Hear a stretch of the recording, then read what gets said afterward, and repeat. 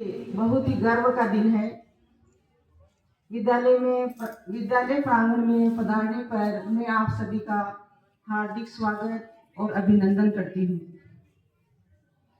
आज हम 79वां आजादी का जश्न मना रहे हैं। ये तिरंगा जो लहराते हुए हम देख रहे हैं, इसकी आन बान और शान के लिए लाखों ने अपनी कुर्बानियां दी हैं। ये आजादी हमें यूं ही नहीं मिली है। जिसने गुलामी को सहा है वो ही बता सकता है कि क्या आजादी है और क्या गुलामी है। हम यहाँ जो भी उपस्थित हैं वो सब आजादी में जन्मे हैं, इसलिए गुलामी को हम नहीं समझते हैं।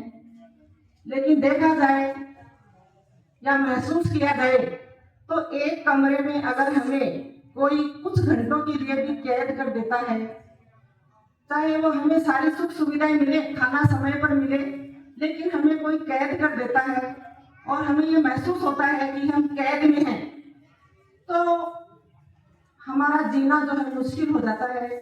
वो घड़ियां हमारे लिए इतनी कष्टदायी होती हैं, खाना खाते हुए भी हम असहनीय पीड़ा से गुजरते हैं। लेकिन देश की आजादी को दिलाने वाले जो भी महापुरुष हुए, जो भी स्वतंत्रता सेनानी हुए, जो राष्ट्रीय आंदोलन में जो कूदे, उन्होंने इतनी कठिन परिस्थितियां, इतने कष्ट सहते हुए इस आजादी को हमें दिलाया है। तो हमारे स्वतंत्रता सेनानियों ने स्वर्णिम भारत के लिए जो सपने देखे, उन सपनों को साकार करने का हमारा कर्तव्य है। मैं मंच के माध्यम से कहना चाहूंगी कि आज का जो युवा वर्ग है, क्योंकि देश को आगे बढ़ाने में युवा वर्ग का विशेष महत्व होता है, विशेष योगदान होता है, लेकिन युवा वर्ग जो है वो इसको नहीं समझते हैं। अपने कर्तव्यों को, अपने अधिकारों को, इनसे वो दूर होते जा रहे हैं। युवा पीढ़ी है, बच्चों आवाज नहीं, आपके लिए है ये खास तौर से, क्योंकि भावी नागरिक आप भी हैं, आप हमारा सुनहरा भविष्य है। जो भी बातें मैं कह रही हूँ वो बच्चों के लिए है, खास तौर से मेरे अपने बच्चों के लिए।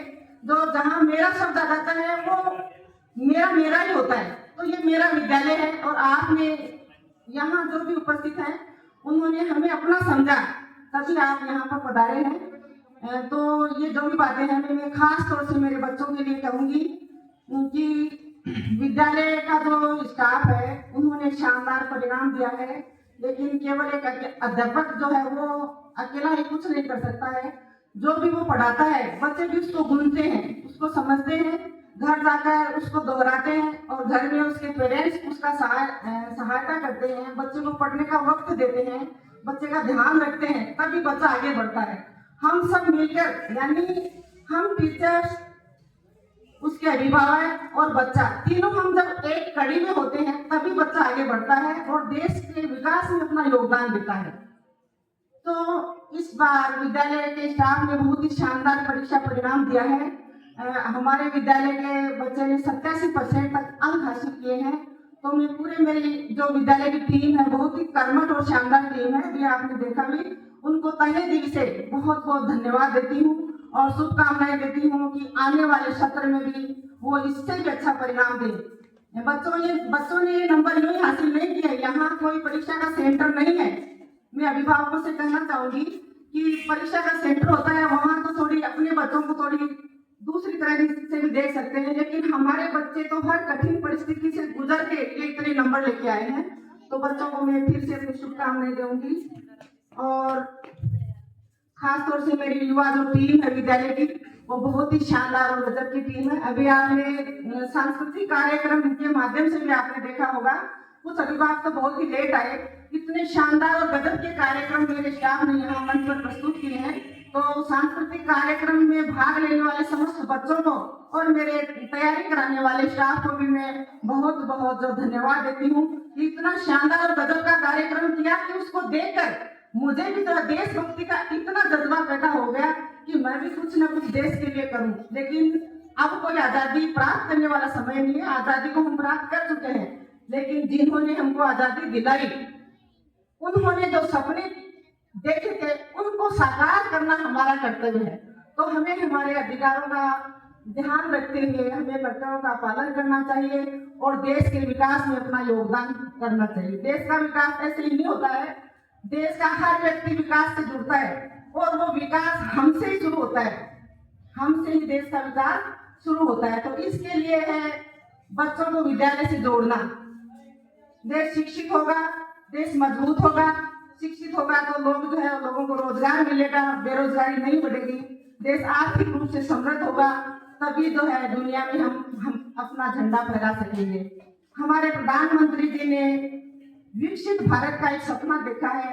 उन्होंने तय किया है कि 2047 तक हमारा भारत दुनिया के विकसित देशों की श्रेणी में खड़ा हो जाएगा। लेकिन ये तभी खड़ा होगा जब हम हमारा कर्तव्यों का पालन करते हुए, अनुशासन में रहते हुए कदम से कदम मिलाएं। आजादी को जिस तरह से विविधताओं से भरे हुए देश ने एकजुट होकर जिस तरह से आजादी हमने हासिल की है, उसी तरह से एकजुट होकर अगर हम हमारे राष्ट्र को मजबूत करने का प्रयास करें तो निश्चित रूप से हमारा देश जो है विकास करेगा। अपने यहाँ विद्यालय की बात करें तो वर्तमान में हमारे विद्यालय में 140 बच्चे हैं। यहाँ पर अभिभावक भी शायद नहीं बच्चों के मौजूद हैं जिन्होंने अपने बच्चों को यहाँ हमारे पास भेजा है। तो मैं उनसे भी हार्दिक निवेदन करूंगी कि वे अपने आस पड़ोस में जो भी बच्चे प्राइवेट स्कूल से जुड़े हुए हैं, क्योंकि प्राइवेट स्कूल का की तरफ ज्यादा रुझान है। इसका कारण क्या है कि वहाँ भौतिक साधन ज्यादा है। आप समझ रहे हैं ना मेरी बात, भौतिक साधन ज्यादा है, उनकी तरफ हम आकर्षित हो जाते हैं, वो साधन हमको आकर्षित कराते हैं। लेकिन पढ़ाई साधनों से नहीं होती, पढ़ाई पढ़ाने वाले से होती है। सरकार ने इतने कर्मठ होशियार टीचर्स सरकारी विद्यालय में उपलब्ध कराए हैं, लेकिन आप लोग उनका लाभ उनका लाभ नहीं लेते हैं, रुझान प्राइवेट की तरफ है। तो उसके क्या परिणाम आएंगे? ये परिणाम धीरे धीरे हम तक आएंगे, परिणाम एक साथ नहीं आते। परिणाम समय में जो है ना बदलाव धीरे धीरे आता है। लंबा समय निकलने के बाद हम महसूस करते हैं कि हमने क्या खोया और क्या पाया है। तो मेरा खास तौर से आपसे यही निवेदन रहेगा कि बच्चों को अपने विद्यालय से जोड़े। 3 से 6 साल के बच्चों को आंगनबाड़ी में जोड़े। आंगनबाड़ी में वर्तमान में केवल 10 ही बच्चे हैं, तो मुझे नहीं लगता कि यहाँ आसपास में केवल छोटे 10 ही बच्चे हैं। 10 ही बच्चे हैं क्या? 10 नहीं है, ज्यादा है बच्चे। तो छोटे बच्चों को ही अपन अगर आंगनबाड़ी से जोड़ेंगे तो वो विद्यालय में उठना बैठना सीखेंगे। यहाँ पे सरकार ने सब सुविधाएं दे रखी हैं, और जो बच्चा आंगनबाड़ी से जुड़कर विद्यालय में आता है उसको हम 5 साल के को ले लेते हैं। मैं अभिभावकों से खास तौर से ये संज्ञान में लाना चाहूंगी कि जो बच्चा आंगनबाड़ी से आता है उसको 5 साल के होते ही हम पहली क्लास में एडमिशन ले लेते हैं। लेकिन अगर आप सीधा उसको एडमिशन कराओगे, आंगनबाड़ी में नहीं भेजोगे, तो 6 साल का एडमिशन होता है। तो बच्चे का 1 साल किसने खराब किया? अभिभावकों ने खराब किया। समझ रहे हैं ना? बच्चे का हमने 1 साल बर्बाद कर दिया। उसकी जिंदगी का जो है ना अमूल्य समय, वो भी 1 साल। एक दिन भी बहुत अमूल्य होता है, 1 घंटा भी बहुत अमूल्य होता है, लेकिन हम अज्ञानता की वजह से। तो मैं आप में जागरूकता उत्पन्न करने के लिए कह रही हूँ कि बच्चे को आंगनबाड़ी से जरूर जोड़े, और तो हम 5 साल का होते ही हमारी पहली क्लास में उसका एडमिशन ले लेंगे। और एक बार फिर से जो है वे आप पूछिए, अभी वैसे तो जयपाल जी सर ने बताया भी था कि अपना जो जर्जर भवन है, इसके लिए सरकार ने, मैंने रिपोर्ट तैयार करके भेजी थी यहाँ से कि ये हमारे जो पुराने कमरे हैं, हालांकि इतने जर्जर है नहीं, घबराने की जरूरत नहीं है, लेकिन मैंने सोचा कि सरकार अगर कुछ बजट दे दे तो अच्छी बात है। तो सरकार ने हमें 13,64,000 रुपए का बजट दे भी दिया है। अभी मैं कहना चाहूंगी कि जब नए कमरे बन जाएंगे, चाहे 2 बने चाहे 3 बने, तो स्कूल की शान और भी बढ़ेगी, यानी भौतिक संसाधन हमारे पास और भी अधिक हो जाएंगे। मेरी इच्छा तो बहुत है, लेकिन भामाशाह मुझे यहाँ कोई नजर नहीं आ रहा है क्या अपने पीपली नगर में कोई भामाशाह है? 2 बैठे हैं। मैं विद्यालय में जो है ना, आजकल क्या है, इलेक्ट्रॉनिक युग है ना। जैसे अभी बच्चों ने मोबाइल का उदाहरण दिया, बच्चों ने तो बहुत से कार्यक्रम दिए। कौन कौन से कार्यक्रम की मैं तारीफ करूं, बहुत शानदार और दिए गए। हर कार्यक्रम में कुछ न कुछ हमको प्रेरणा दी, कुछ न कुछ सीखने के लिए हमको प्रेरित किया। लेकिन यहाँ कार्यक्रम की मैं विस्तृत जो जानकारी नहीं दूंगी, जिन्होंने देखे वो अपने आप समझ गए। मेरी इच्छा है कि अपने जो स्मार्ट क्लास बनाई जाए, स्मार्ट क्लास के लिए एलईडी की जरूरत होती है, जहाँ इंटरनेट की सुविधा है ही। अगर एलईडी आप लोग उपलब्ध करवा दें तो हमारे बच्चे जो है इस आधुनिक युग में कदम से कदम मिलाकर अन्य स्कूलों से भी आगे बढ़ जाएंगे। ऐसी मैं उम्मीद आप भामाशाहों से करती हूँ कि मेरे विद्यालय को एलईडी जरूर दें और मेरे से जितना सहयोग होगा मैं जरूर दूंगी। विद्यालय के शानदार परिणाम, शानदार कार्यक्रम, ये सब आपने देखा है। हम किसी से कम नहीं है। मेरे बच्चों में जो है अद्भुत प्रतिभाओं के ये धनी है, ऐसा आपने देखा है। मैं सुबह जब हम आए थे तो हमारे से पहले ही वो सर यहाँ पे आए थे, राजू जी, कि अभी से भी कार्यक्रम कराओ।